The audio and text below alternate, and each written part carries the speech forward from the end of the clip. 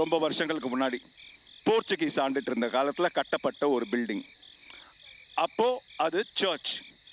அந்த சர்ச்சில் வேலை செய்கிற ஃபாதர், ஸ்டாஃப் இவங்கெல்லாம் தங்கறதுக்காக பக்கத்தில் கொஞ்சம் தள்ளி ஒரு மேன்ஷன் ஒன்று கட்டியிருந்தாங்க. அதுக்கப்புறம் போர்ச்சுகீஸ் வந்து வெளியேறும் போது அந்த இடத்த ஒரு ஹாஸ்பிட்டலாக மாற்றினாங்க. அன்ஃபார்ச்சுனேட்லி ஒரு ஃபயர் ஆக்சிடென்ட் ஆனதில் அந்த ஹாஸ்பிட்டலில் 50 பேர் உயிரிழந்துட்டாங்க. அதை விட அன்ஃபார்ச்சுனேட்டான விஷயம் என்னன்னா, அதுக்கப்புறம் அந்த இறந்து போன அந்த 50 பேரை, அதாவது அவங்களோட உடல் அங்கேருந்து டிஸ்போஸ் பண்ண முடியாத ஒரு நிலைமை.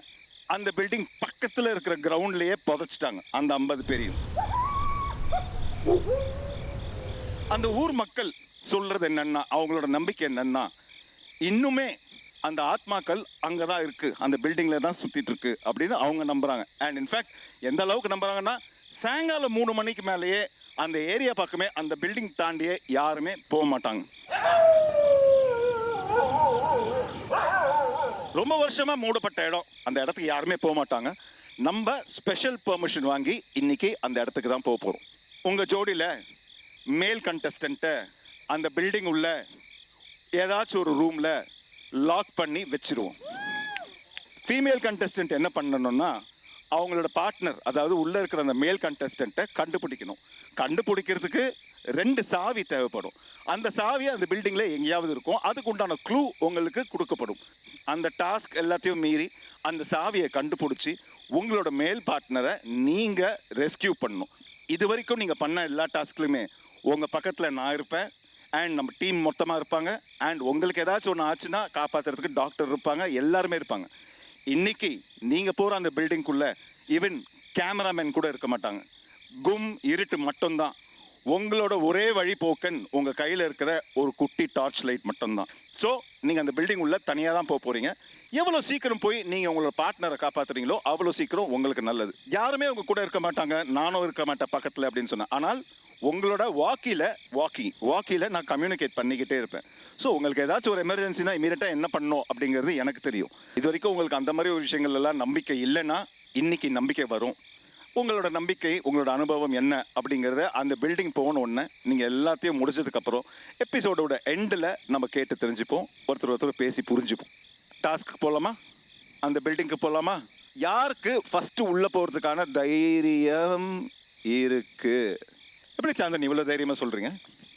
ஃபர்ஸ்ட் முடிச்சிட்டா ஒரு தைரியம் தான். சரி, ஃபர்ஸ்ட் உள்ள போறேன்னு சொல்லிட்டீங்க, உள்ள போவோமா? ரெடியா? தங்கப்பாண்டி ரெடி? சாந்தினி அண்ட் தங்கப்பாண்டி வாங்க. சாந்தினி ஸ்ட்ரைட்டா போங்க.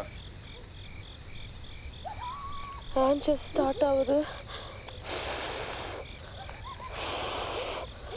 சஞ்சீவ் சார் இப்போ வழி சொல்லுங்க. சஞ்சீவ் சார் இன்னும் ஸ்ட்ரைட்டா வரணுமா? நீங்க கேரி ஆன் சாந்தினி. நீங்க தப்பா ஏதாச்சும் போனீங்கன்னா மட்டும்தான் நான் சொல்லுவேன். சஞ்சீவ் சார் எனக்கு இங்க ஒண்ணுமே புரியல. சஞ்சீவ் சார் என்னடா செய்ய பார்க்கவே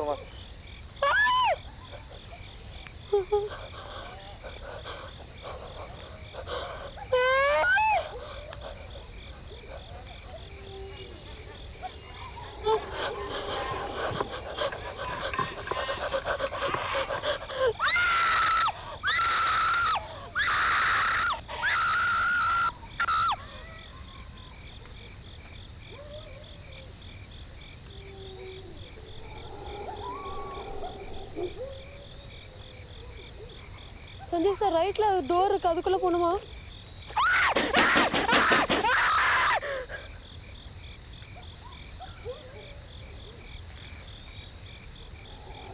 சஞ்சீவ் சார், சஞ்சீவ் சார்,